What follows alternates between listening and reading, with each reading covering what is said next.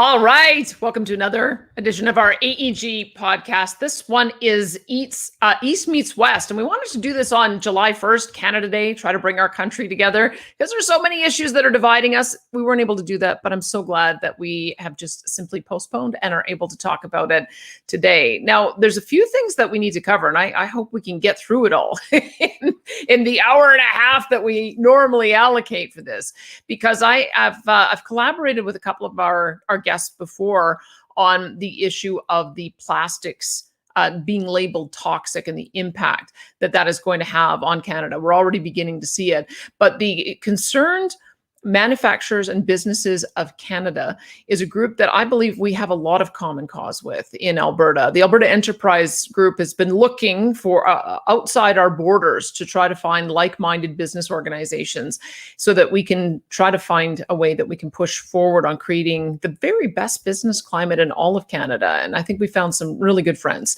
in our guest today. So let me introduce to you first Jocelyn Bamford, who is president of Automatic Coating Limited, and she is also the founder of what was the Concerned Manufacturers of Ontario. But because you ended up getting so much interest in what you were doing, it's broadened out, and we'll talk a little bit about that. We also have Veso Sobat, who is Director of Corporate Affairs for IPEX Group of Companies. He's going to tell us a little bit about his corporate story. And we also have John Galt, who is President and CEO of Husky Injection Molding Systems, and he's an expert on plastics. They all join me now. Thank you all so much for being generous with your time today. I sure appreciate it. Thank you, Danielle. Yeah, happy to be here. So, Jocelyn, let me begin by talking about the genesis of your organization, because I think that you've already experienced some of the things that are coming to the rest of the country and gone through some of the pain and hardship. And so we'll see if you can give us some advice about how we can try to prevent some of that from happening and maybe try to turn back the clock on some of these things. So first of all, tell us a little bit about how the organization began. So we started about 4 years ago, and we started primarily in response to cap and trade, which was being rolled out as part of the Ontario Green Energy Plan. And once we started to research cap and trade and the carbon tax that came after that, we went to some other business associations and said, like, what are you guys doing about it? This is going to make us very uncompetitive. And the response we got from most business association was either, oh, that's too political, or we're agnostic. They weren't really willing to roll up their sleeves. And when we dug deeper into some of the standard business associations, we found out that by and large, there's more non-business people that are members, NGOs, academia, government agencies, then there are actual business people. So the business voice has been drowned out. And then we also found that quite a lot of them take money from the government, either the provincial or federal government. So once they take money, they don't want to bite the hand that feeds them. So they weren't speaking out. And as part of our journey to looking into cap and trade, we also looked at the energy prices that were a result of the Green Energy Act in Ontario. And primarily the cost for the wind and solar projects were on small to medium size, which are called Class B industrial users. So we were paying 32 cents a kilowatt hour when the going rate was 4 to 6 cents. Really high in North America would be 8 cents. And we were paying like 32 cents a kilowatt hour. And it was driving a lot of industrial manufacturers out of Canada and Ontario and into the open arms of the United States, India, and China. And we were quite concerned about that. So we started our own association to draw attention to the fact that Canada doesn't have a strategy for manufacturing. And in fact, they seem quite content to push through legislation manufacturing out. And that puts Canadians in a super vulnerable position, because we saw what happened with COVID, not having ventilators, masks, gowns, and all of the equipment, medical equipment that's required to fight COVID. So we see still today that the federal government doesn't have any strategy for manufacturing. They don't have any strategy for the resource sector, which can be the solution to a cleaner planet. Because if you got our clean natural resources to market, you would have places like China and India come off coal if they were using our clean liquefied natural gas. So we started to see some things that are concerning. No pipelines, no strategy for the resource sector, no strategy for manufacturing, and death by 1,000 cuts through things like legislating plastics as toxic, banning pipelines.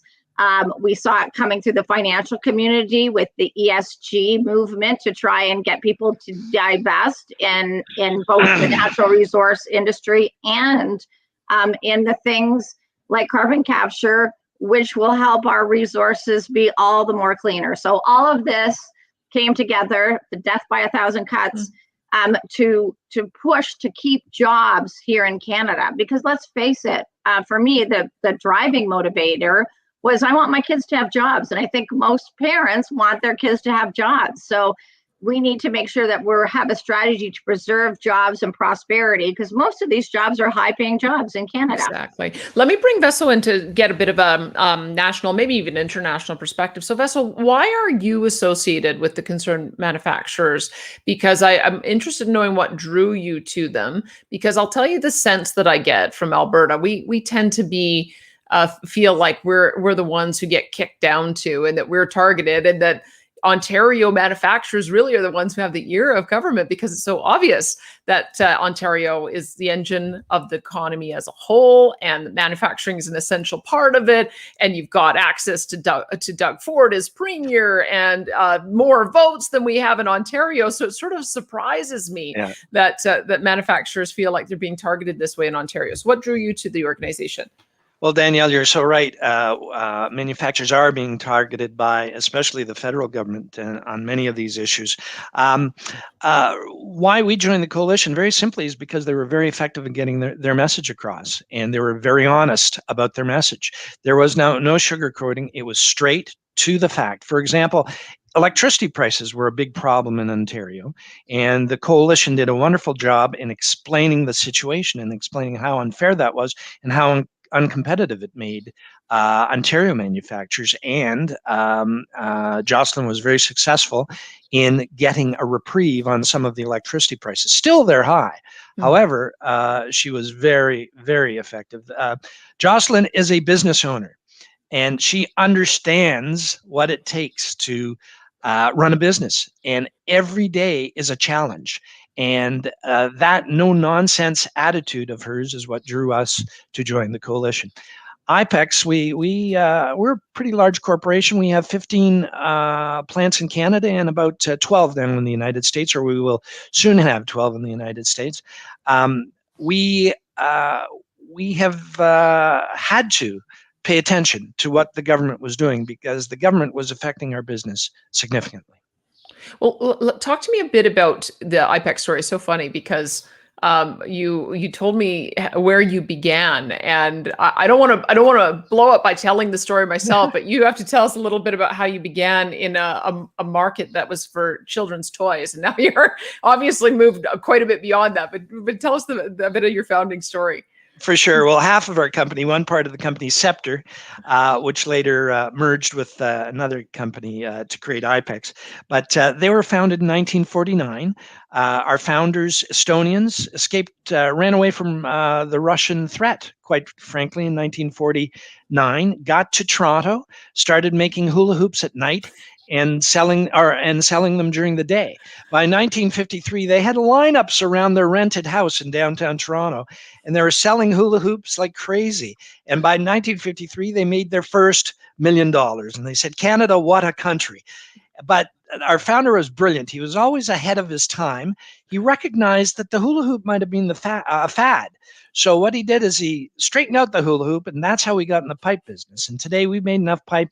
I believe we can go around the world some 200 times with all the production of pipe that we've made, that we've sold into the Canada and US construction market over the years. But that's the story of how we started. Necessity is the mother of invention. And we certainly have benefited from that brilliant innovation. I love that story. So let me bring John Galt in as well. John, my audience knows that I am such a huge fan of Ayn Rand, and so I've got to ask if your parents were equal fans of Ayn Rand, and if you've got a Galt's Gulch somewhere for us to all escape to if government regulation gets to be too high. Hey, my parents weren't fans of Ayn Rand. Not that they weren't fans, but that's not where I got my name from. No, it was just coincidental. And yes, I actually do have a Galt's Gulch. It's what I call my cottage, and When I got connected years ago to the book when I was going through school, and so many people approached me saying, I finally know who John Galt is, and the fact that I was an engineer, I made for a lot of really interesting conversation. And so I did read the book, and I've met many interesting people and had fantastic discussions over the years about what's going on in the world, those concepts, and what might be a better way. You better be careful. We might all show up at your cottage one of these days. So we won't say where it is exactly. But talk to me a bit about your concerns, because the first time we ended up speaking was in relation to the change in categorization for plastics being called toxic. And I want to know if there are, maybe more broadly speaking, on some of the issues that Jocelyn and Besso have raised, are those also a concern for you? Yes, they are. I mean, I think when they first started talking about plastics as toxic, I was incredulous because plastics are some of the most inert substances on Earth. They're sterile. That's why they're used for 73% of all medical devices worldwide, because they don't react with other substances, because they offer tremendous protection. So at first I thought it was just a matter of education. And so I tried to spend a lot of time reaching out to multiple levels of government saying, listen, we supply these products and have for years. We're part of the solution in terms of recapturing and reusing the materials. Maybe could we meet and talk, because I think you're heading in a direction that isn't the best. What I found is it kind of fell on deaf ears. I realized, I guess with time, that it was more taking an issue, sensationalizing it for political gain than really solving the problem. And so what I did is I had an opportunity to meet with Jocelyn, and I realized that, with 99% of Canadian businesses being small organizations with less than 500 people, I was concerned that governments were making policy, not actually engaging those that were part of those businesses in the solution, but rather in isolation of them coming up with these plans. And I said, look, we won't get people's attention until we get together, until we form a scale that can't be ignored. And when we start to speak in rational words about, we want to solve the same problems, but the way you're going about it is wrong. And I think that's where the nucleus of our conversation started. So give me a bit of the background there, because I remember when I talked to you, I was quite surprised because I'd followed the plastics issue, and it was the banning of the single-use plastics. And so stir sticks and cutlery and the beer can rings and a few other items. And so I wondered, I don't even think I really was aware of this recategorization that almost was soft sold in the discussion about this issue. So tell me where that comes from and why. I mean, why can't they just address the single-use plastics issue without making such a sweeping change? Well, I think it comes down to the Constitution first. Under the Constitution, the responsibility for waste management lies with the provinces.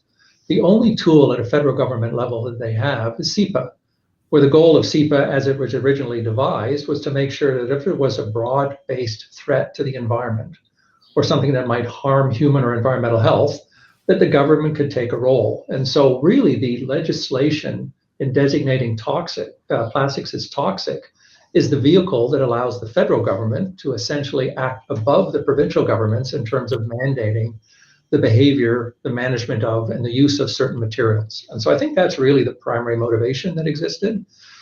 The issue really, of course, is a waste management issue. We all produce items, we all produce articles. Worldwide, we produce about 2 billion tons of solid waste each year. The types of packaging items that they're banning represent less than 5% of that amount. So if they have the potential to be reused, captured and reused, why isn't the focus on recapturing and then leaving them out of the environment? And that's, I think, really the fundamental issue is we can use these materials over and over again. They have a lower footprint to manufacture than any of the alternatives. And they have the potential through current or certainly developing technologies to be used infinitely. And that, to us, seems to be the answer. But that's when I converted from its education to its political agenda. Let me talk to Jocelyn about what that political agenda is, because I think when we were speaking about it, I don't know if the designation had been made yet. I think that we were just in process. And I want to understand what happened there, because the arguments that John just made are seem to me very persuasive that we need to find a way to recapture and recycle. And there's lots of different potentials for returning the plastics to biodiesel. There's actually one of our members, Cielo, is Solutions, and they're doing exactly that. And so you'd think, okay, well, that's the solution. So what is the agenda, Jocelyn? If it's not just trying to solve the problem, what is the objective? Well, you know, it's goes part and parcel with the attack on the resource sector. I mean, this is a proxy war to get to the resource sector, because if you ban plastics or you declare it toxic, then you are killing all the downstream impacts. And there's a lot of petroleum products that go into the manufacturing of plastics. So I mean, it doesn't make sense. None of it makes sense. That's the whole point. The banning of our resources by not having pipelines so they can go to market, so they can lead to a cleaner planet, that doesn't make sense. The declaring plastics as toxic makes no sense. If plastics was toxic, why would we wrap our food in it? Why would we administer vaccines in it? You know, why do we do the myriad of things that we do with plastics if it were in fact toxic? So and if the real goal is to stop plastic waste from going into oceans, well, Canada is world class at that. You look at a company called Ice River Springs, which is the first bottled water company made with completely recyclable bottles. So, I mean, we have the innovation here in Canada. You look at the Vinyl Institute of Canada with their world-class recycling of plastic medical waste, first in the world. That trial's going on right now with hospitals. You look at all of the things that we do in Canada to contribute to the circular economy, to be leaders. And this is technology that we can export to other places in the world. And the fact that they don't want to have any of this because they just want to ban the resource sector and the plastic sector should raise some alarm bells for all of us, because what is really behind all this? And because none of it makes sense. It's not based on science. It's not based on fact. It's not based on logic. So what is it other than a politically driven and motivated agenda? Oh, let's see if Vessel has an answer to that. So, Vessel, when we were on that panel discussion, we had Congressman Pete Sessions from Texas. Yeah. And so I guess you could look at it this way, that you would think perhaps that maybe the Americans would like us putting this designation on ourselves, because it essentially blocks us out of the American market and their manufacturers would be able to expand. And who really cares? But they actually do care about what we're doing here. So explain a little bit about it from the Americans' perspective. What is their concern? Well, that's a very good point. The American Chemistry Council has taken a look at the plastics is toxic designation that the Canadian government has just done, and feels that it's in breach of USMCA, the fairly new trade agreement that we just signed that is still wet, for goodness sakes. And they feel that that might impinge the access to markets for them, and that'll make shipping plastic products, pellets, raw materials, all that stuff, a little bit harder back and forth across the border. Because if you call something toxic, you have to slap a hazardous goods label on that, and that complicates everything. It is not toxic. There isn't a scientific study that says it's toxic. It is litter, quite frankly, at the end of its useful life sometimes, but that's a litter issue. That is not a toxicity issue.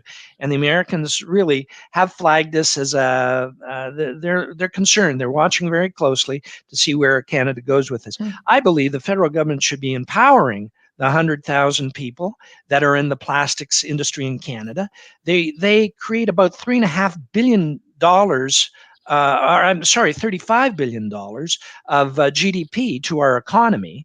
And it's a very valuable, very robust sector, doing extremely well right now. I mean, COVID has proven that without plastics, what would we have done? Plastics have saved lives. Plastics are used in all medical devices. They're used in face shields, in hospital gowns, in oxygen masks, and in IV tubing. Jocelyn just mentioned the unique recycling program that we have going on at the 5 hospitals in the city of Toronto. Now more hospitals in BC have now signed on, and other hospitals across the country have signed on. We recycle medical plastic products right now, and it's used to make garden hoses and all sorts of other products like that. IPEX itself has been recycling about 25 million pounds of plastic a year for the last 20 years. So it seems like they have overreacted. It seems like they have overreached. They have intruded in provincial jurisdictions, as John had alluded to earlier, and that just isn't good for future investment in the Canadian economy. Can you talk just a little bit about the way the industry works with the cross-border transport of the raw materials? Because I'm a little more familiar with it in the oil sands areas or conventional oil and gas, because we do a lot of production and then we ship it down for refining, and then we bring back lubricants and we bring back gas and diesel and aviation fuel. So we do a little bit of that ourselves, but a lot of our imports are the finished products. What's the scenario in the plastics world? Often natural gas from Canada gets shipped down to the United States, gets cracked into ethylene and other products. In our case, we make a lot of vinyl products, so the ethylene is combined with chlorine to make PVC pellets or vinyl pellets. And those vinyl pellets are shipped back to us, and we manufacture products out of them. So really, it is a wonderful example of how free trade should work. Raw materials, products from both countries go unencumbered back and forth across the border to make high value engineered products that both countries need. For example, in our case, the Americans need our plastic water main pipes that perform so much better than many of the alternatives that are out there. Danielle, you're in Calgary. EPCOR, I think, provides your water. EPCOR is a great pioneer of plastic pipe used for clean water to people's taps. And they run many water systems in Canada and the United States. And often is the case, they use our vinyl pipe. Why? Because it lasts at least 100 years, maybe longer, and it brings clean water to people's taps. That's amazing. I think EPCOR is up in Edmonton. I just want to make sure that I mentioned that, because the Calgary municipal water system would probably be saying, "Wait a minute, that's wrong. Wrong delivery." Let me ask John a similar question so I can understand how the industry works from your perspective, and the cross-border transmission of the raw product as well as the finished product, so that we can get a sense of how impacted you might potentially be by this redesignation. So tell me a little bit about how your division works. Okay, so we manufacture the conversion equipment. In other words, we take raw materials, many of them traditional plastics, sometimes bio-based materials or others, polymers, broader family of polymers, mostly traditional plastics, PT, ethylene, polypropylene, things of that nature. And we provide the manufacturing solutions that basically convert the raw materials in pelletized form, typically, but not always, into the finished articles you see. Things like, the blood tube that I'm holding up here. This is an example of a blood tube. The IV components and connectors that are used on this bag and these tubes are manufactured by our equipment. This EpiPen, the top of this shampoo, the shampoo container and its top, all the way through to the bottles, the housings in the cell phone are manufactured on our technology. So we really just are experts at understanding how to convert these raw materials into these finished articles with efficiency and to ensure that the quality is consistent. So we sell our product largely abroad. You can imagine that there's relatively small population in Canada, and because we haven't incentivized our domestic industries on what I'll call the secondary level, why aren't we making medical devices ourselves instead of exporting the raw equipment to manufacture them, buying the materials, and then importing those goods to Canada? So why aren't we investing in domestic industries for essential goods? There's a very small industry in Canada, so most of ours is global. We do our business pretty well equally between the Americas, Europe, Middle East, and Africa, and Asia in terms of total revenue. So I'm more involved in getting the equipment and installation and capacities out there in the world for products that are ultimately finished and imported to Canada the other way. It's actually bizarre to think that your EpiPens and the syringes and all the other things that you produce for medical equipment is now potentially, I guess, going to have a hazardous material waste sign on it. Is that actually happening? Yes, well, it's designated, it's a plastic. It's designated now under a toxic substances. So think about it. I mean, a week ago, I was down in North Carolina visiting a large pharmaceutical company that has invested in adding capacity, domestic capacity in the US for essential needs like syringe and other medical components. But why? Because we found ourselves during the pandemic, as the US did, highly dependent on markets like China for those articles. We realized nationalizing those supply chains made sense. So yeah, we're down there selling them equipment, helping them commission the equipment to bring substantial national supply chains online for those goods. But when they transmit those goods back to Canada now, they'll be, as Vess said, somehow captured under a toxic designation. Nobody really knows what that means, but I don't know about you.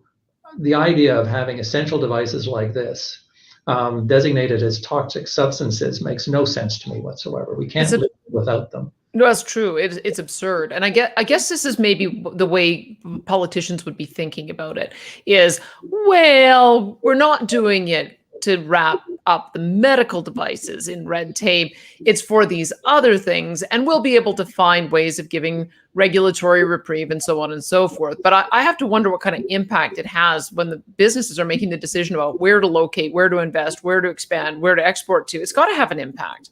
Absolutely. Well, let's take that into a couple of pieces. First of all, this blood tube and this bottle are both made out of PET.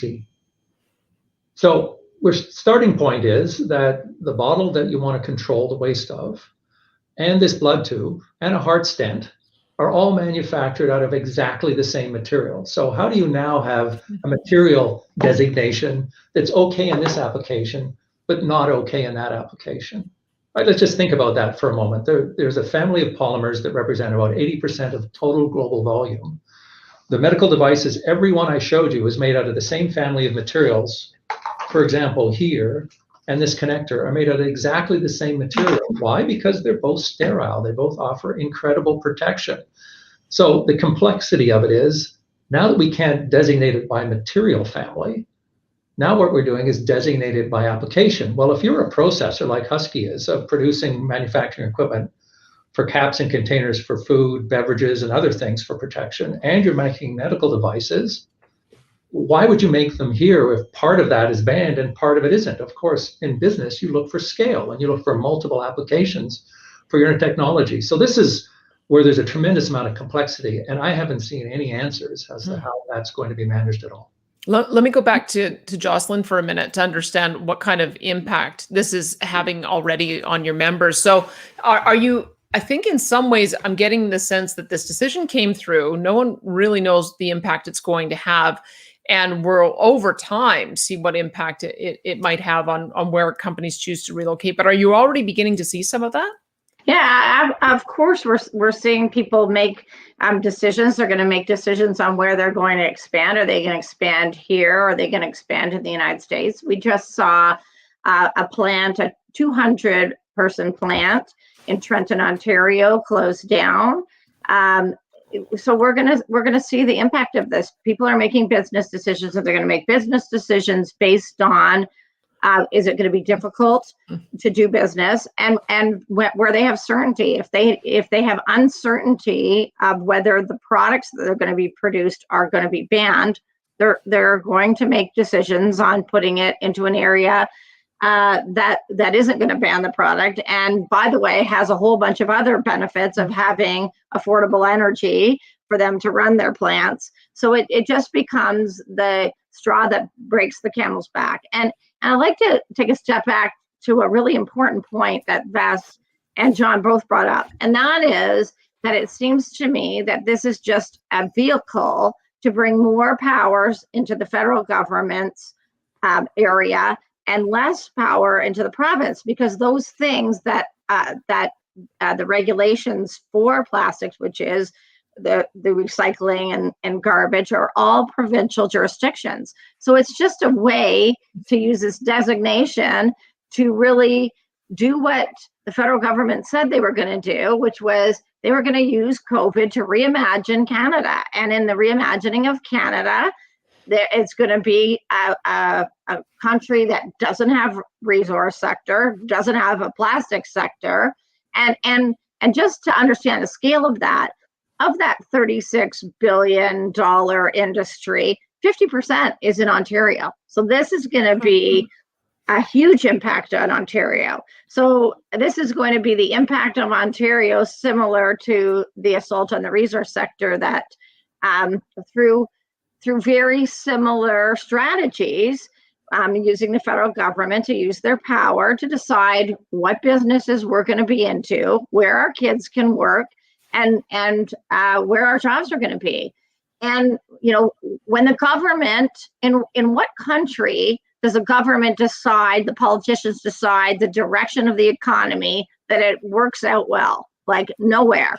So this is something that we should be really concerned about, because I don't want a centralized federal government that is taking powers incrementally from the provinces and is driving the direction of industry.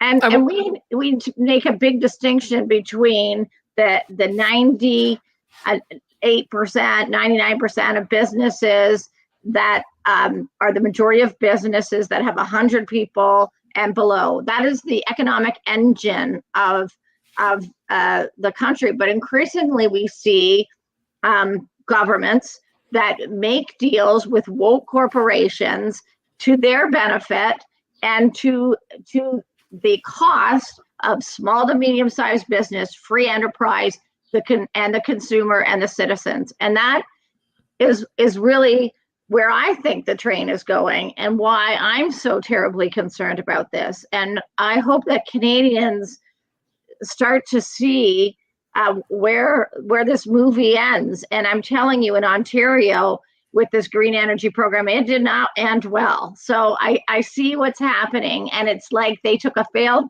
program from Ontario, and now they're going to spread it all across the country. And that's going to be a recipe for disaster. So something we really need to push back. And they're doing it under COVID, where everyone's terribly distracted with just trying to get by. So it's easy for them to slide this stuff in, because people's attentions aren't on this right now. They're out on just trying to make it to the next day. Completely. I'm going to come back to that and understand what it is that Doug Ford is doing, if anything. But let me just make sure Veso can weigh in on this. I suspect you're not one of the woke corporations that Jocelyn was talking about, because you're trying to provide the essential services and essential products to people. And I'm grateful to you for doing that. But you also mentioned the expansion plans that you're having in the U.S. And so I'm wondering, just to the sense of how immediate an impact this designation has had on your business. Has it already begun to start some of that shift to the US and away from Canada? Oh, sorry, Vess, I put you on mute there because I was getting a little bit of feedback. Try that again. Go ahead. Certainly, the U.S. is a very important market for us, and we are planning to. We are in an expansion mode right now in the United States. We're expanding our North Carolina plant in Pineville. We're going to double that size by 2023, I believe. So, of course, companies have to go where opportunities are best, and capital will flow where it's treated the best. So certainly we would we hope this isn't a trend. We hope that the government can see its way to reversing this decision.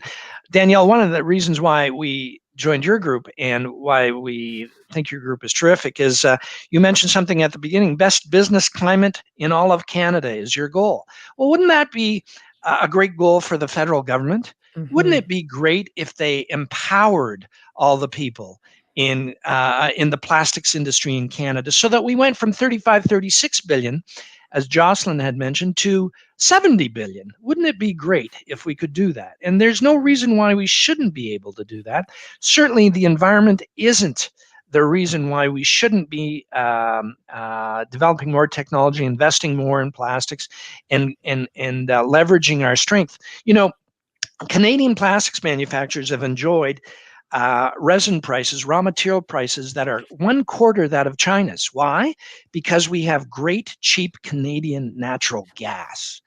And why would we want to give away our competitive advantage? And it seems that that's what the government is doing right now. They're giving away Canada's birthright and Canada's competitive advantage. And it's just mind-boggling. I don't understand it. Well, and it is doubly mind-boggling because our previous government, the New Democrats under Rachel Notley, had a series of stimulation packages as well to encourage more petrochemical investment. So it does seem like we've got governments operating at cross purposes with each other. But let me pose this question to John, because I know that he's got a good answer for it. James has written in that says the amount of IPEX plastics I throw away at the end of a construction project is about 1,000 times more than the single-use plastics my family throws away in a week.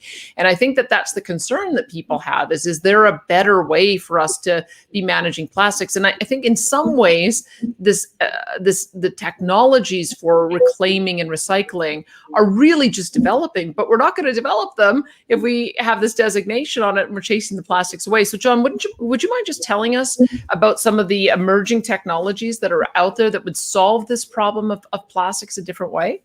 Sure. There are really three families of technologies. The first one in widest scale use today is what we call mechanical recycling. You take the product back, you grind it up into smaller pieces, you go through a series of cleansing and purification processes, and then you either repelletize it, or in the case of some of our technology, you actually take that material as it's being cleansed and uses it in feed to the material. The second, and that, for example, when the reference was made to Ice River Springs, we've been working with them for over 10 years producing bottled water from 100% post-consumer sources. So we know it can be done. The second family is what I call advanced recycling. And there's a variety of different approaches here. Some of them are chemical recycling, where basically plastic is produced where materials are put in the presence of a catalyst. So the idea being the development of an anti-catalyst, in other words, something that causes them to break back down into their monomers so that you can build them back up. That's an example of advanced recycling solutions. And then there's all kinds of developments right now, and some successful in terms of building enzymes to actually consume plastic pieces, for example, small that are dispersed in the oceans. And so there's many different ways of that are being developed today. I would say that a great example, though, and how fast you can move if you wanted to, was that we already know that Germany recycles 3 times more plastics than Canada even uses. And so let's be clear that it can be done because we're part of that solution already. Lithuania in 2.5 years moved from recycling nothing to recovery and reuse rates of over 90%. So first of all, the biggest problem, if you look worldwide, and I visited many recycling plants around the world, is the collection of the materials. We need to harmonize and waste management practices so that we collect the materials in a convenient fashion. Once we have the feedstock, then it's a matter of incorporating one of these technologies, or as they develop these more advanced technologies, especially for mixed-use plastics. So let me give you an example of a pure plastic like PET can be effectively separated and processed today by mechanical technologies. But if we have, for example, mixed-use feedstocks, where this has also got mixed in with a variety of different materials, the separation of those different types of polymers is sometimes a challenge. That's where advanced technologies take over. So maybe that's a good way to describe them. There's available solutions today for the high volume grade of polymers that we use every day, but when there's mixed use, advanced recycling will deal with that. All right. Vess, do you want to weigh in on that? Because I would imagine since you've got a lot of pipe that would presumably get laid underground and so would not be a candidate for recycling. But do you have some thoughts on how to address some of these issues of plastic waste? I wouldn't mind if you'd answer it in 2 ways. One is, what do you think the best opportunity would be to deal with some of the construction waste that James is talking about?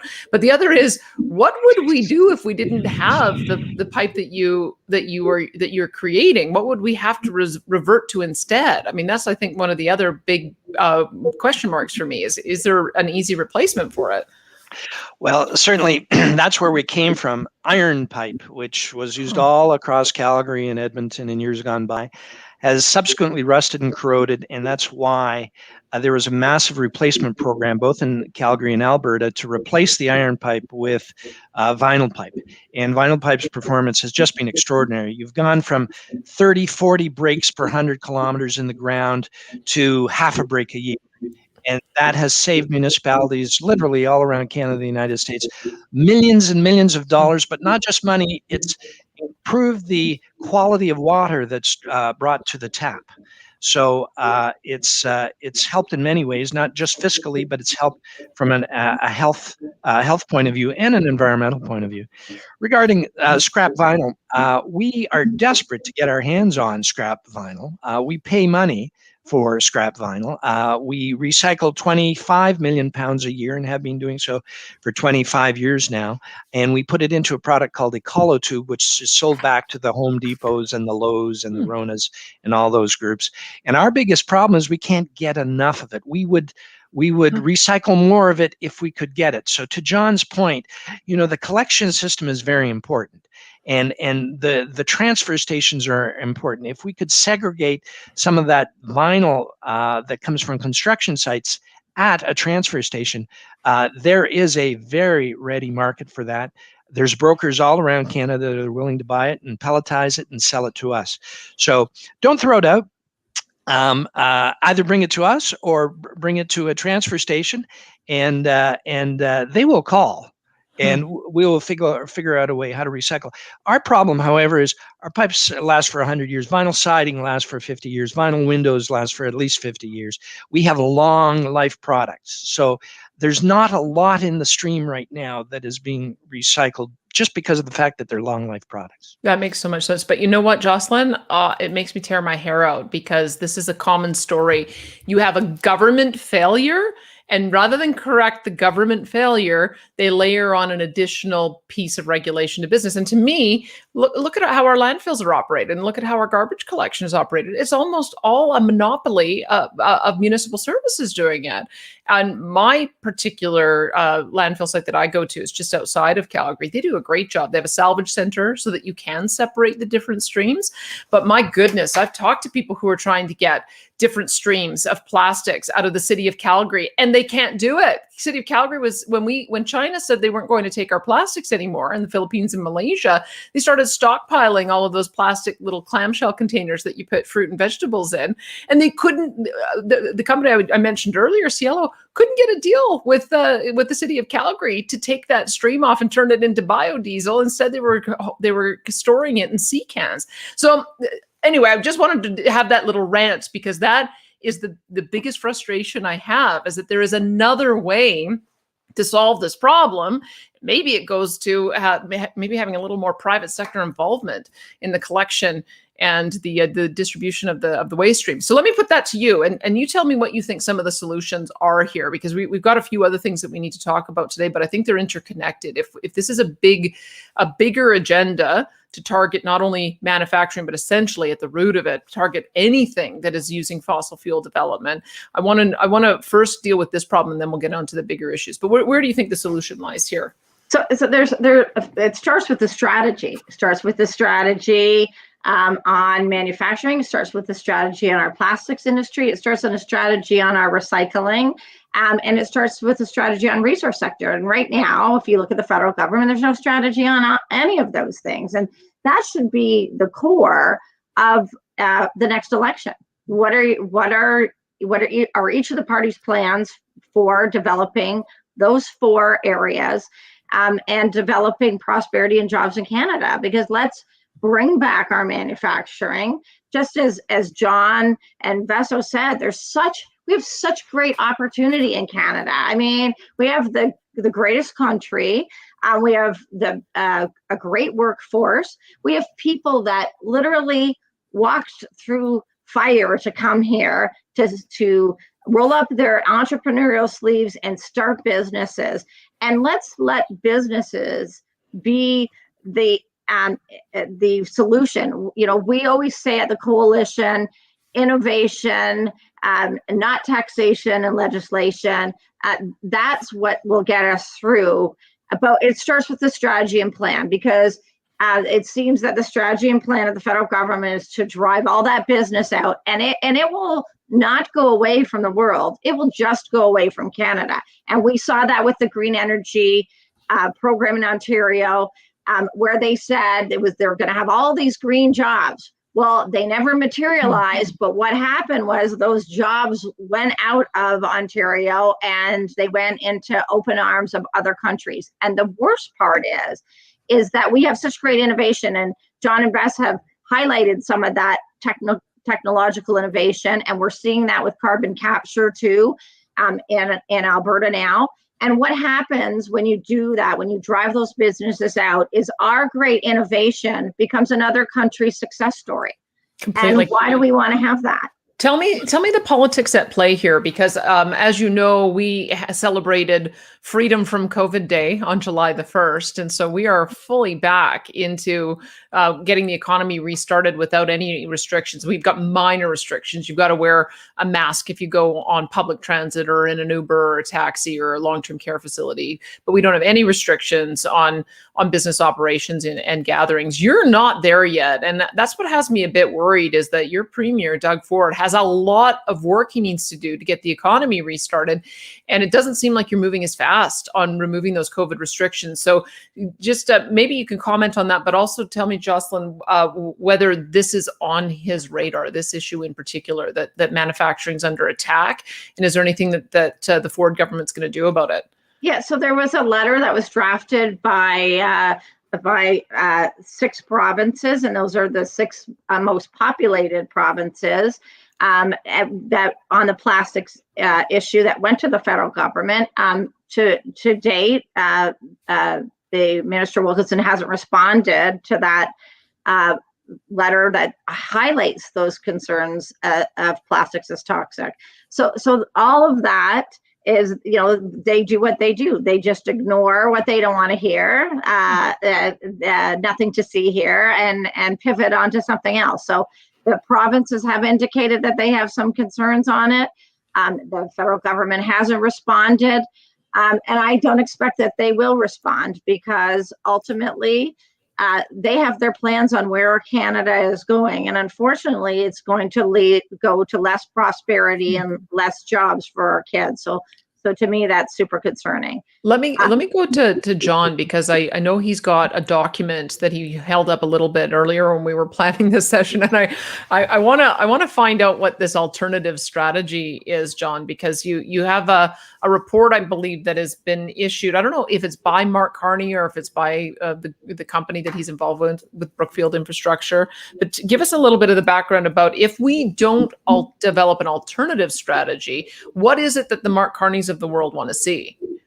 Well, I guess it's, in its most fundamental way, the document I'm talking to is called Mainstreaming the Transition to a Net Zero Economy. This is authored by the G30. It is a series of one of the co-chairs of that committee is Mark Carney. The other co-chair is Janet Yellen. And finally, Philip Heidelbrand from BlackRock. And so they've essentially met, and this is the result of the document. Canada is well represented there because Krista Freeland is part of that. Trudeau was part of this discussion. And essentially it lays out the plan for building back better, which is essentially a path to a carbon-free society, a net carbon zero society. It's quite a document to read for anybody who grew up in Canada in the belief that certain rights that we enjoy are unalienable, right? The concept of a freedom of speech, freedom of choice, freedom of association, and as we've seen, the freedom to choose what you work at and to be challenged in a competitive environment to make it a success. But this basically lays out a plan that exists at a very significant level. So essentially what's in this document, and I encourage everybody to read it carefully, is the proposal that something be created that is above and beyond our federal leadership of any country, called a Carbon Council.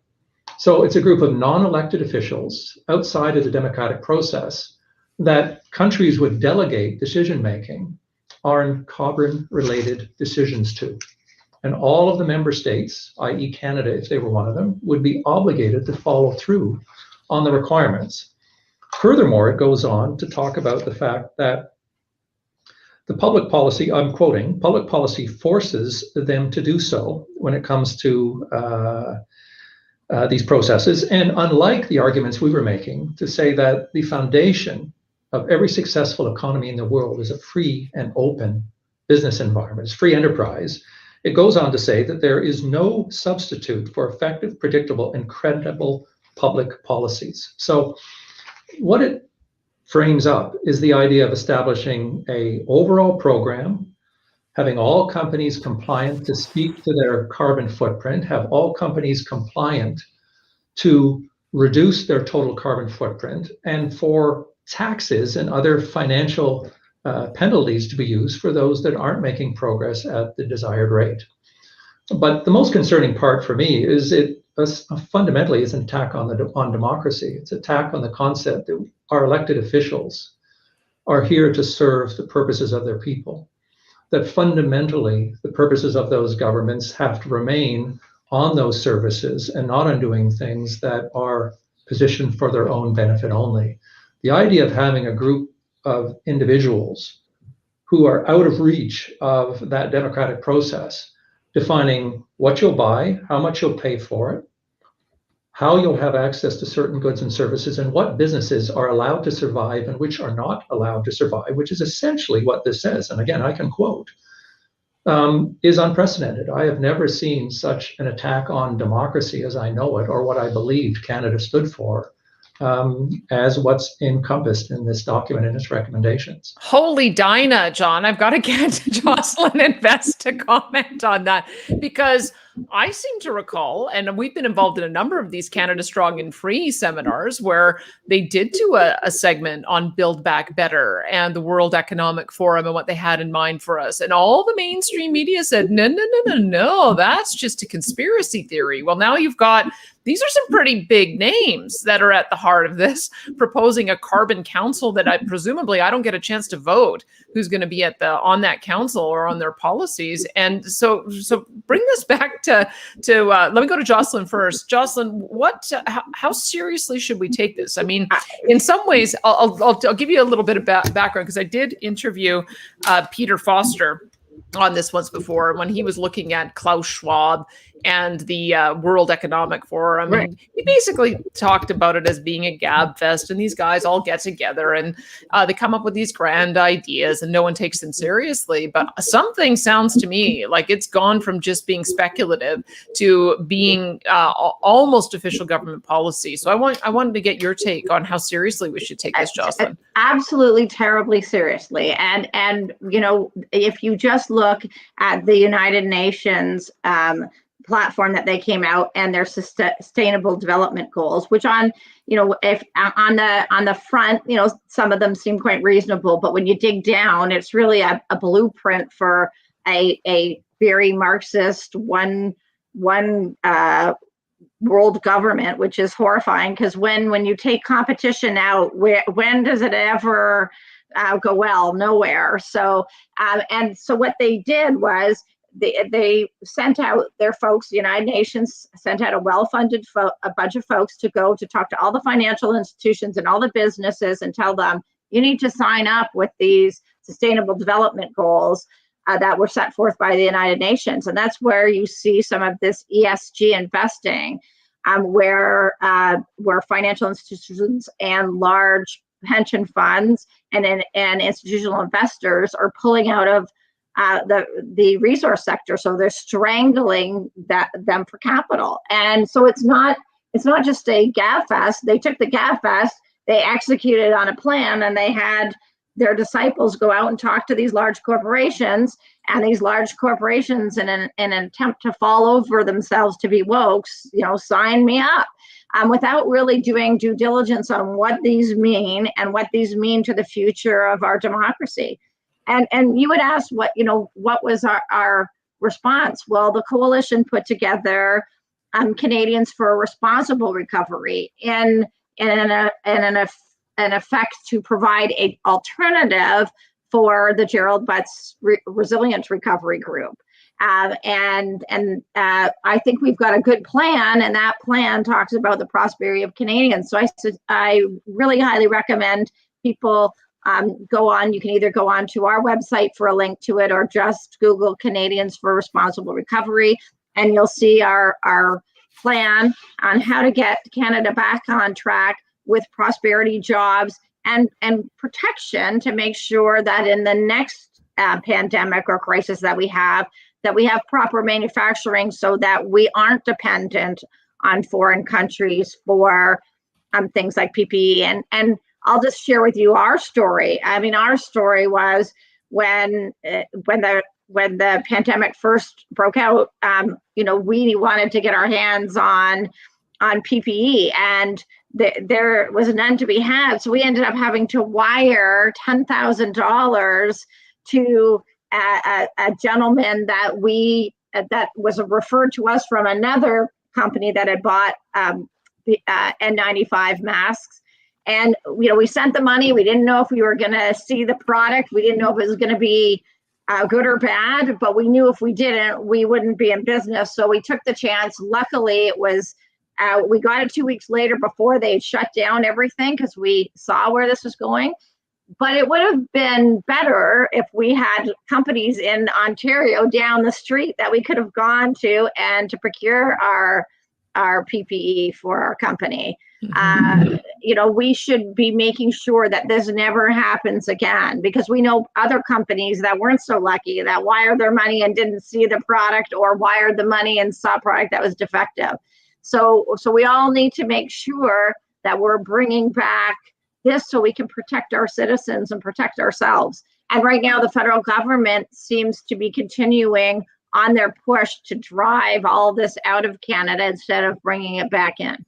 Jocelyn, I think that's going to come as a big surprise to people. And I'll ask Vessel to weigh in on this as well, because I think that the case has been made that there are certain strategic products that you need to have a domestic supply for. And I think if you ask people what they want their government to do, they would want a policy that would identify what those were and make sure that we had the right incentives in place to promote it. And yet we're going in the opposite direction. And I wonder if people are even aware of it. So give me your thoughts on what you just heard here, and how seriously we should be taking this new strategy that's come forward about the transition. How bought in do you think the federal government is, and how much can individual citizens or individual businesses or provincial governments even do to fight back against it? Well, I do believe that the federal government is driving the initiative. I do believe that the United Nations is being used as the vehicle, and they're doing this in order to achieve their objectives. Jocelyn made a great point. You know what? COVID has made it clear that we need plastics more than ever, and we need plastics made here more than ever. And everybody knows that without that, we wouldn't have been able to get through the pandemic as well as we have. And just take a look at your house. Just take a look at anything: your computer, your cell phone, your mouse, your lights. Everything in a house now is almost plastic as well. We export plastics all over the world. Why wouldn't we want to export more? Because somebody else is going to do it if we don't. And my thinking on this is we have to push back. We have to push back as hard as we can. And to that point, Danielle, you have a great viewership. We urge your viewership to go to the government site on petitions. Look up petition E3549. That's the petition on saving the plastics industry. And essentially, we have two recommendations for the government. It is end the unfounded attack on plastics and empower and support the 100,000 men and women in the industry that create the $35 billion worth of versatile products every year in an environmentally responsible manner.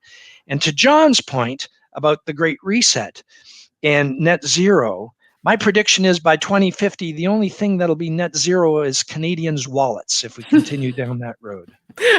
Good line, and I hope you're wrong. Let me get John to just wrap up that conversation on that before we finish with a few of the other topics that you're advocating on. I'm now gravely concerned that we're being swept up in a sort of a global movement that it seems like Canada is the only one taking seriously. It strikes me, I almost feel like Canada is a demonstration project for the world elites. And it's like, oh, let's get Mikey to do it. If we can get him to do it, then maybe we don't have to. And I don't understand why we're being treated that way. And I don't understand why our politicians are being led that way, because to Bessel and Jocelyn's point, it's not like we're going to see the rest of the world stop using hydrocarbon fuels or producing plastics. It just seems we're going down a path where we're going to become less and less capable of doing it ourselves and more dependent on getting these products from places that don't have the same environmental, social, and governance strategies that we do. It's upside down and backwards. So give me your sense of where you think this is going, John. Well, I guess the place I start is that I hear a lot about Build Back Better, but this is the best country in the world.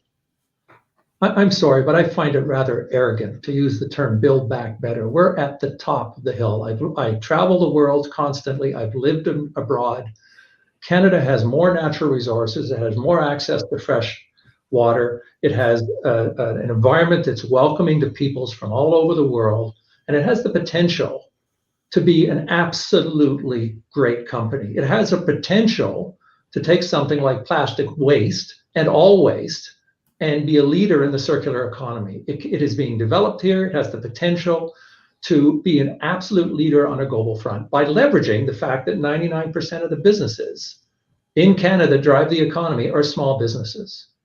So incentivize them, help them, encourage and people that are proven and showing that they can do it to do the right thing, and we'll make it happen. So that's the first step I have. So I always struggle with the arrogance of saying build back better. Build back better what? Mm-hmm. Like against what standard? Some vacuum of dreams that people have here with no substance behind them, how the environment I live in Canada is somehow bad today. We have some of the largest forests in the world. We're one of the biggest carbon sinks in the world. We talk a lot about we need to be neutral. Everybody look at the vast forests we have and the amount of carbon that we absorb on a global level. I mean, just look at any of the numbers. We are an exceptional country that can be a global leader. This experiment, as you say, seems highly misguided to me because it's working on the principle that we have to build back better rather than continue to build the greatest country in the world. I think you're so right. You both have raised this term before, and maybe I need to change my language as well, because I was an early adopter of the net zero concept, because it seems to me from the things that you'd mentioned that we're leaders when it comes to sequestration. We're leaders as well in developing carbon capture and storage. I think we're also seeing companies developing carbon capture and utilization, whether it's for carbon nanofiber or industrial chemicals, or whether it's concrete or even vodka. And so there is one called Airco. I just love this company that creates vodka out of CO2. So I feel really optimistic that we can get to net zero, but you've used a different term, Jocelyn and John, I think I heard Bessel use it too, is circular economy. And maybe that's the way we have to counter what is being proposed and shoved down our throats. Maybe there's a different way of looking at it. So Jocelyn, tell me what you mean by circular economy and how it's different than net zero, so we can see if we can come to some alternative that we can push forward so that people know. I mean, we all care about the environment. Right. I entered into public policy from the environmental side. I wrote my first paper for the Fraser Institute was environmental indicators for Canada and the US. I think we all care about the environment, but it's a matter of how you put policy in place to achieve the objective. And this doesn't sound like the way to do it. So explain to me, what is a circular economy? So when you look at those two strategies, one builds up and one tears down. And circular economy will be building up because it's going to be taking products that we use now for one purpose and when their life cycle's done, recirculating them into another. And that can be in the plastic sector, in the resource sector. There's so much that we do and our world leaders of. We have in Ontario, we had the first plant in cement factory that took the CO2 and made other energy from it. And if you look at the amount of CO2s that cement factories are one of the leaders in industry that emit that. So they took that with pond technology and made put scrubbers on and made little pucks for biofuel. Like there's so much that we can do by helping develop this technology through innovation. And when you look at it, I mean, when we look at Canada, we're less than, we're like 1.5% of the GHG levels. We're the same in plastics that end up in the oceans, but yet we're going to destroy all our industry so that we can virtue signal when we're not even the problem. So it's like your neighbor is obese and you're going to have gastric bypass surgery. It doesn't make any sense. So let's, instead of putting us out of business and having investment leave Canada, let's encourage investment to come here. I mean, and it's really the positive spin on it instead of the negative spin on it, because there's so much we can do. I totally agree. Let me get Vesta to weigh in on that as well. So just to expand on this concept of circular economy, I think you're convincing me that I've got to drop the net zero language and be talking more in terms of circular economy. But why don't you weigh in on that as well? Well, I believe, Danielle, that most well-run companies in Canada are absolutely focused on minimizing waste.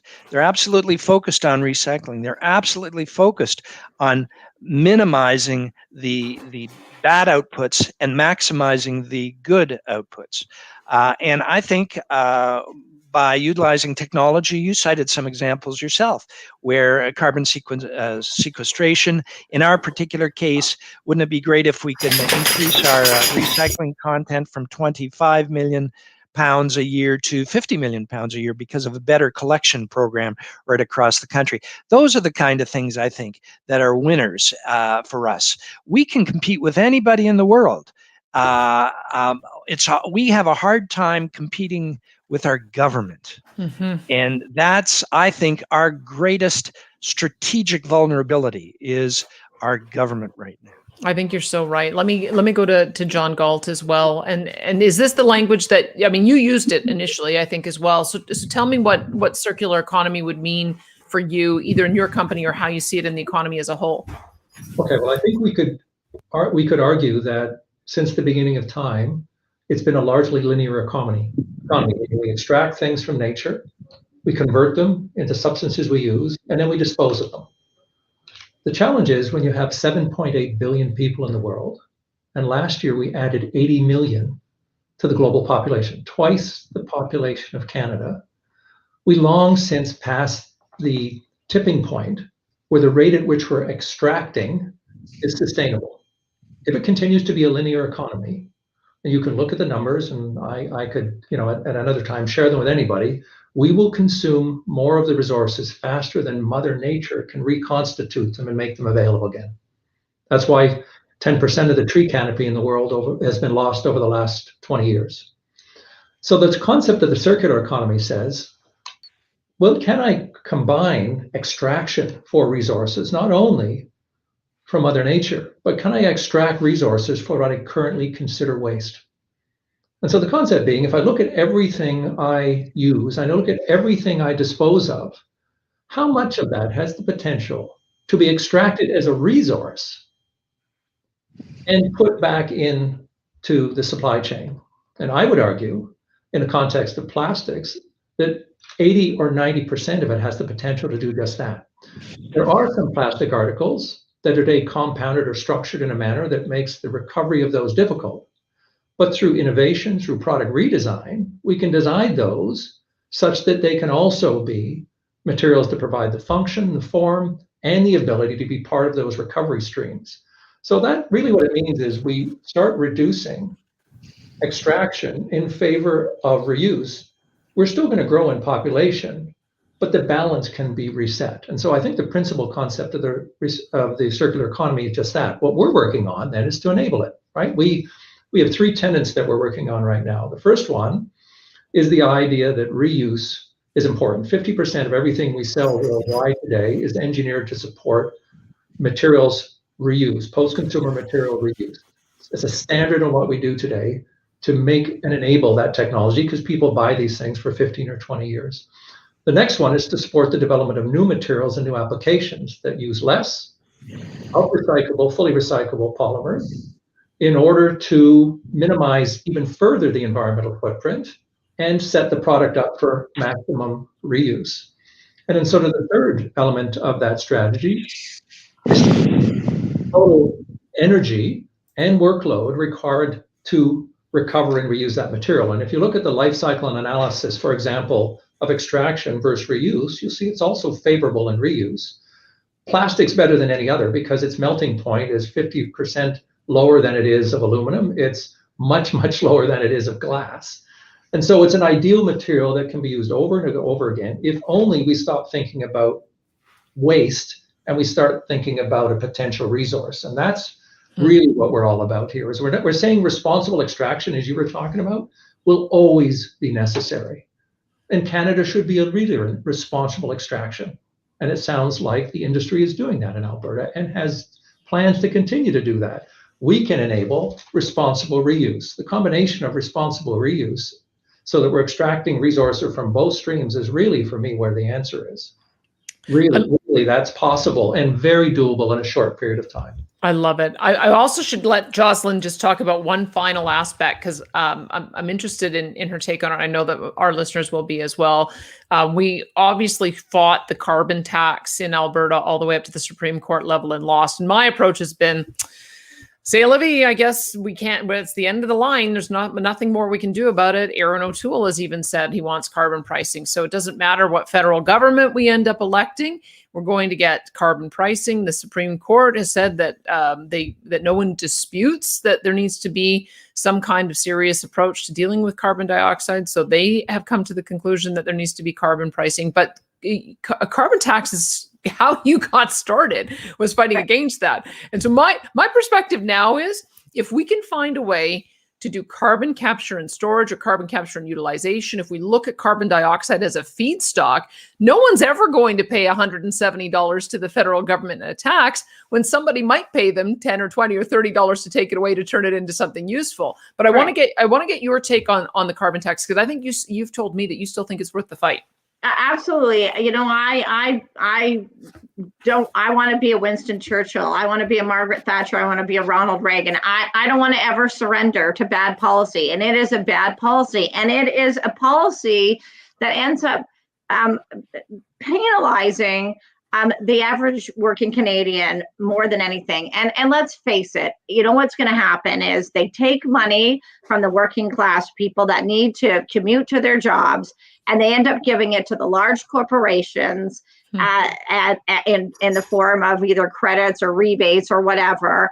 And so it penalizes the average person, and it benefits the elites. And it is a bad policy, and it is one that's not necessary, especially when you trust the science, as they always say, and you look at the amount of GHGs that we emit in Canada. So again, it is bad policy. It's one that I think we can continue to fight. There are countries that put in a carbon tax and then changed their mind when they saw it had no effect. And I think we should be pushing. The problem is that we're so beaten down. We are so beaten down. It is like drinking from a fire hose of bad public policy. And so we need to engage ourselves, find our inner strength, and push back on all of these bad public policies, whether it's the indoctrination of our children. We need to show up at parent council. We need to demand that we have solid education that's based on reading, writing, and getting the best educated kids out so that they can run our companies instead of the indoctrination. But you know, parents, and I spent 6 years on parent council, so I know of which I speak. The first thing that they do on parent council is tell you you're not allowed to talk about curriculum. Now, the unions, they're allowed to talk about curriculum, but the parents who we pay our taxes to educate our kids, that's no bueno for us. So that can't be. We need to, you know, they're relying on Canadians being polite, docile, accommodating, not wanting to rock the boat. But if we continue on that path, there will be nothing left for our kids. So it's time for us to see where this train is going and to decide that we need to stand up and fight for all of this stuff, because it is death by 1,000 cuts. It's the carbon tax. It's what we see in education. It's the banning of plastics. It's one after another, and we need to really organize. The other side is super organized and super well funded, and we've just been like little hamsters on the wheel, just trying to make money so we can feed our families. But we need to take the time to get engaged in other things, because those folks that aren't as engaged in keeping the economy going are the ones that are driving the bus, and that is not going to end well for anyone. You're muted, Danielle. Let me try that again. Let me get Vess to talk about the fight back strategy as well, because I saw on my news feed an Atlantic article that popped up that said the best policy that should be implemented to fight greenhouse gases is a carbon tax, and now it's dead. I think in the American environment, I don't think they're going to be moving in that direction.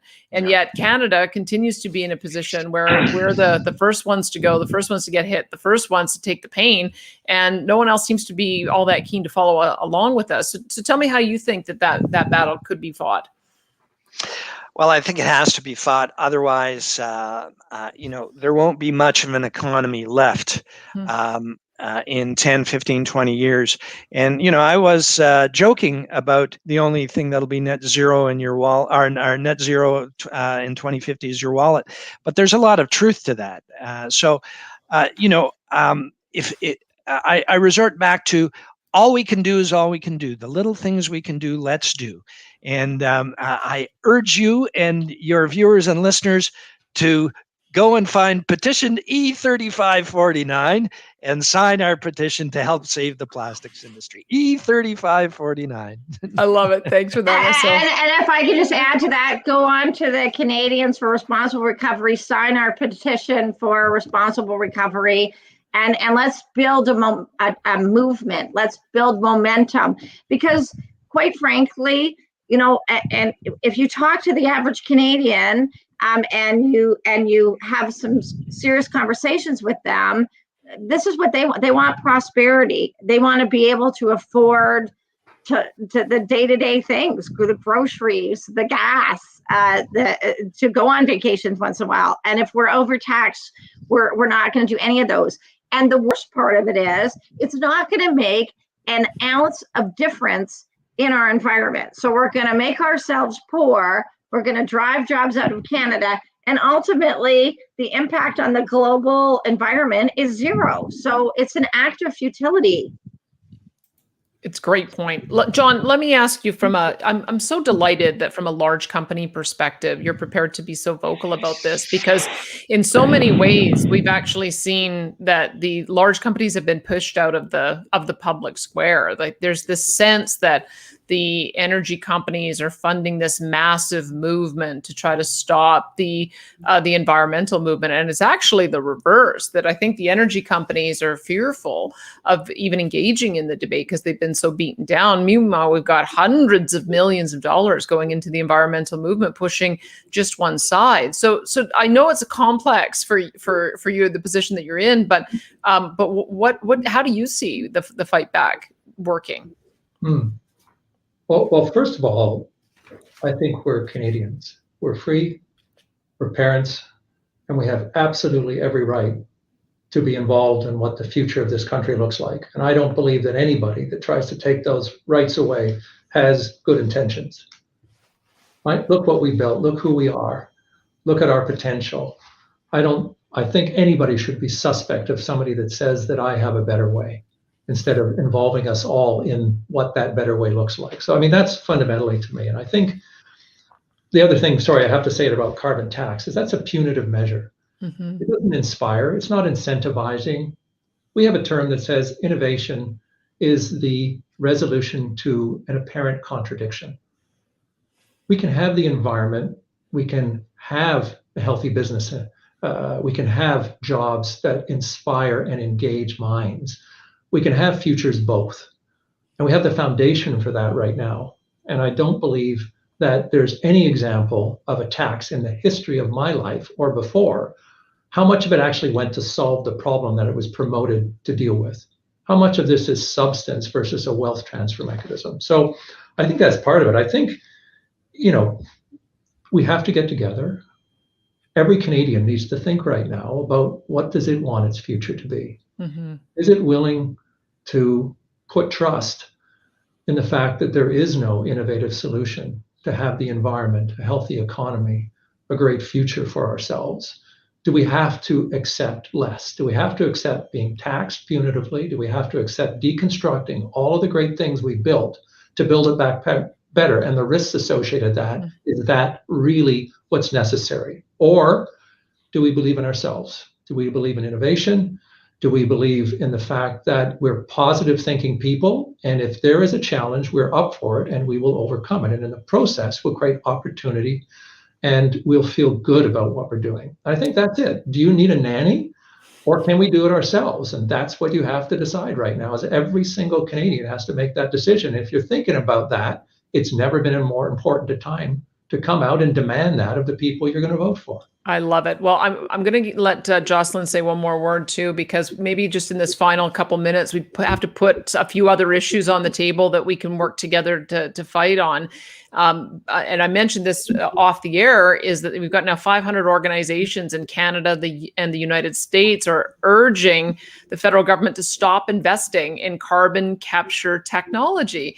And you look at this and you say, wait a minute, we have innovation. We're coming up with a solution. You told us that you wanted us to keep this stuff from getting into the atmosphere. Here it is. And now they want to stop funding it. So I think we may have to build a little bit of a coalition to try to push back against that. But why do you think that is happening? That as we come up with the solutions, they just keep moving the bar on us? Because it's really not about what they say it's about. So they say it's about greening the environment. Well, if it was really about greening the environment, they would be like, go carbon capture. So it's really not about that. So then we have to figure out, well, what's it really about? What's driving the environmental movement? Is it a political movement? Is it really about the environment, or are they using the environment to drive a different agenda? And you can just add up what they do, and it's never really about what they say it's about. It's just the vehicle to get them where they want us to go, and they use that as their vehicle to drive us there, and it makes zero sense. If it was really about the environment, they would be, let's invest in carbon capture. We have the technology, let's do it. It makes zero sense. And when something doesn't make sense to me, there's always a reason behind it. So we need to make sure that we're uncovering the reason behind it. And I think the document that John held up could be part of the strategy that's driving that divestment. And every time I hear people talk about divestment, and I sit on some boards where, they said we needed to have an ESG strategy for our few dollars, and the questions we should be asking are, so what does that do to Canadian jobs? Is it really a virtuous thing to drive Canadians from their good paying jobs? Is that really going to help the Canadian economy? And there's so many other ways that we can do that. We can have a win-win. It's not a zero-sum game. You can invest in your resources and have a better planet at the same time. And that's the strategy we need to push, but we need to speak up. If I think too often we sit quietly and let these flavor of the day, and the ESG is the flavor of the day, win out, and that, without asking the question what it's going to do to Canadian jobs, what it's going to do to Canadian prosperity, how virtuous is it to put Canadians out of work? That's not helping anybody. And our big banks, push that. And I have to tell you, I sat on a call center trying to talk to a bank on their rewards program for 4 hours on the weekend. And I look at their, all of their website is talking about how much money they're investing in all of these other things that is out of their swim lane. So how about one, they look after their customers first? How about they don't leave me for 4 hours waiting to talk to somebody to get service? How about they stop charging my son $10 for the pleasure of having his money in their bank? How about they look after their customers? And how about they look after the Canadian employee and Canadian citizens that give them their money? Because a lot of the stuff that they're doing and that I see on their website is the direct cross purposes to their customers. And we need to demand better customer service. They need to start looking after their customers and their shareholders and then do these other things. But they seem to do that first and perfectly contented leaving me on hold for 4 hours.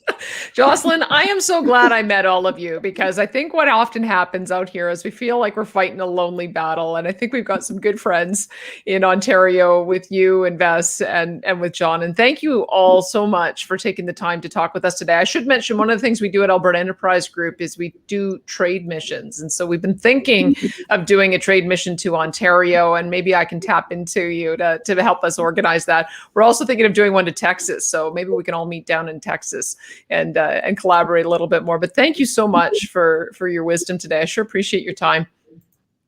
Thank you. Thank you very much. You got it. Let me just tell you who everyone is once again. John Galt is President and CEO of Husky Injection Molding Systems. Vessel Sobat is Director of Corporate Affairs with the IPEX Group of Companies, and Jocelyn Bamford, President of Automatic Coating Limited. But also they've created an organization called the Concerned Manufacturers and Businesses of Canada, and we're going to be hearing a lot more from them. Danielle, I'm only the vice president. The Vice President. Get his knickers in a knot if you heard that. We just promoted you, Jocelyn. Thanks again so much for all of you for being here today. And that is it for me. I'm Danielle Smith. I'm president of the Alberta Enterprise Group. And it truly is nice to know that across the country, we've got people who look at the world the way we do, look at entrepreneurs as being absolutely essential to the economy, to job creation, to wealth creation, to generating tax revenues. And yet we've got governments that continue to put a lot of tax and regulation and burden in the way. So let's take a look. I promised you on my newsletter this weekend, I'm going to write about this new transition document. You will hear a lot more about it. That's it for today. Tune in next week and we'll see you then.